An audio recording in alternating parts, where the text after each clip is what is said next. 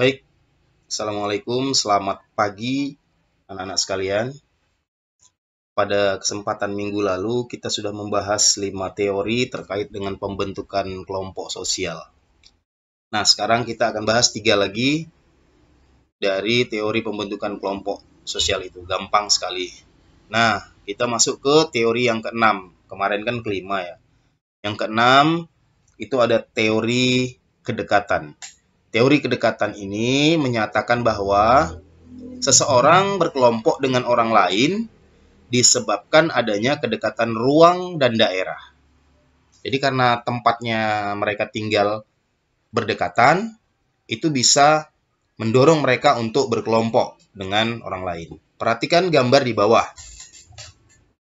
Itu ada anak-anak ya. Dari gambar itu kita bisa menyimpulkan bahwa anak-anak ini tinggalnya itu berdekatan, satu kelompok, satu lingkungan sosial yang sama. Nah, kedekatan seperti ini menyebabkan mereka itu lebih gampang untuk membuat kelompok atau berkelompok lah kita bilang, begitu. Jadi disebabkan oleh kedekatan daerah, gitu, tempat tinggalnya sama. Begitu. Kemudian yang kanan, gambar itu kita lihat bahwa anak-anak sekolah, ya mungkin satu kelas ini ya gambarnya, satu kelas. Nah, kedekatan yang mereka kondisi mereka ini kan disebut sebagai kedekatan ruang. Mereka mungkin satu kelas, sehingga kedekatan mereka ini menyebabkan mereka bisa saja membentuk kelompok, begitu. Jadi disebabkan karena ruang dan daerah. Jadi karena kedekatan gambar ini kedekatan daerah, ini juga kedekatan sama-sama satu kelas, gitu ya, kedekatan ruang. Ruang yang dimaksudkan ini tempat, gitu ya. Oke, bisa dipahami karena kedekatan-kedekatan seperti ini, maka orang terdorong untuk membentuk kelompok atau bisa lebih mudah untuk membentuk kelompok. Oke, bisa dipahami? Kita lanjut ke slide selanjutnya, teori yang ketujuh, namanya teori keseimbangan.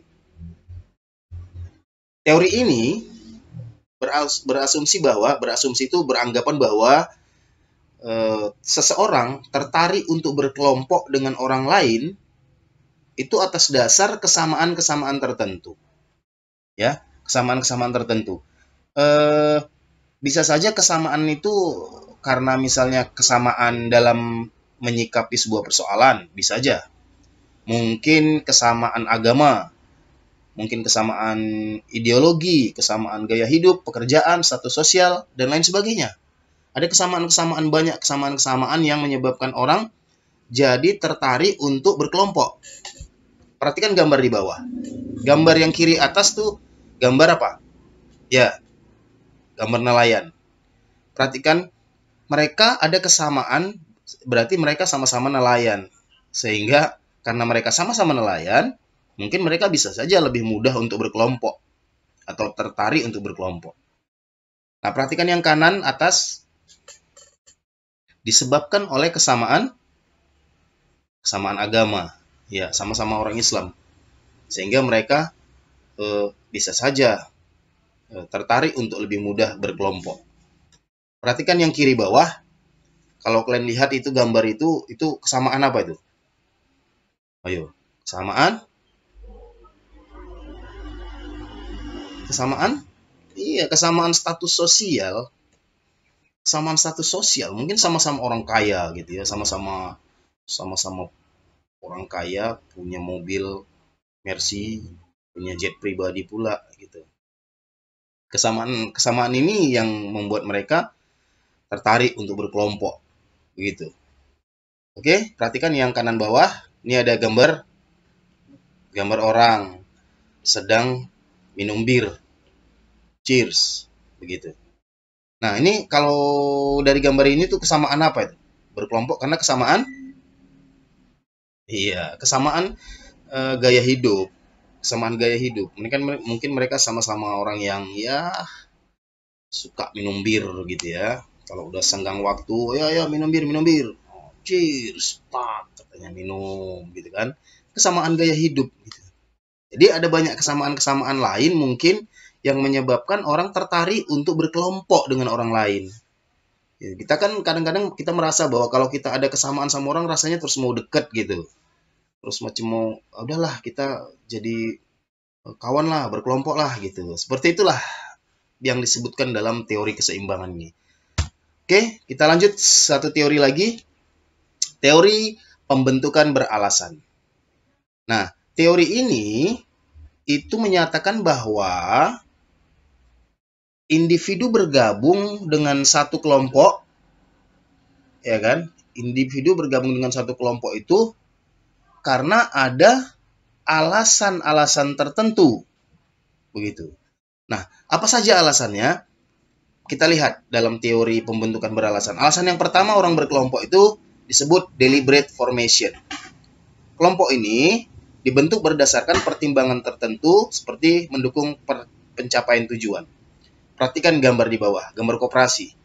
Orang berkelompok atau masuk koperasi itu supaya apa? Tujuannya supaya dia lebih sejahtera, yaitu tujuannya. Oke, orang masuk serikat pekerja, gambar bawah. Masuk serikat pekerja juga supaya apa? Supaya dia bisa lebih mungkin mendapatkan keadilan gitu. Dengan berkelompok mungkin dia bisa lebih gampang untuk mendapatkan kesejahteraan atau keadilan dari para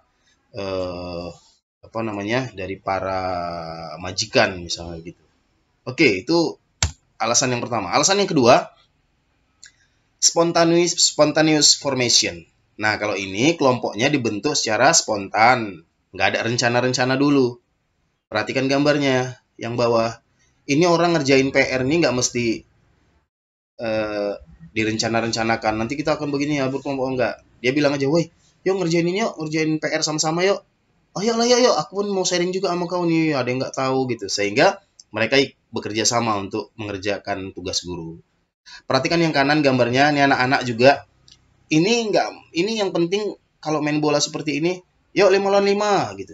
5 lawan 5. Maka orang yang kalau masih kurang, orang masuk aja ke situ karena belum 5. Kalau 12 lawan 12, ya 12 lawan 12 gitu. Nggak ada rencana-rencana. Yang penting pas kelompoknya supaya bisa bertanding. Oke, yang terakhir itu ada yang disebut dengan external designation. Ini kelompoknya didasarkan pada hal-hal tertentu yang dapat digunakan sebagai patokan.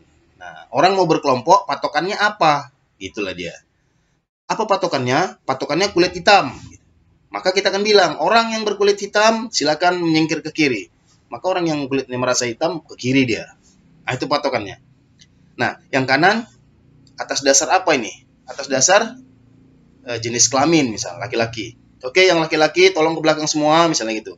Maka kelompok yang merasa dirinya laki-laki menyingkir ke belakang. Nah, itu kelompok.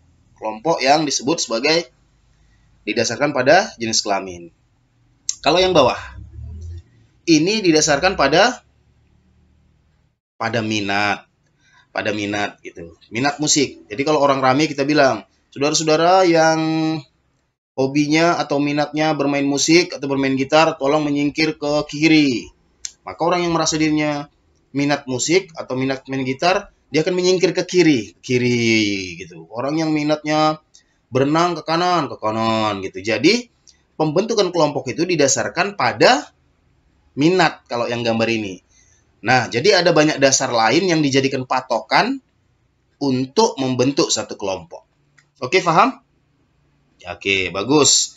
Oke, gampang dipahami. Semoga kalian bisa memberikan contoh-contoh lain yang menjadi patokan-patokan untuk dijadikan sebagai satu kelompok. Oke, demikian. Mudah-mudahan kalian bisa memberikan contoh yang lebih baik lagi dari apa yang saya jelaskan ini. Oke, thank you. Terima kasih. Salam cerdas selalu dan assalamualaikum.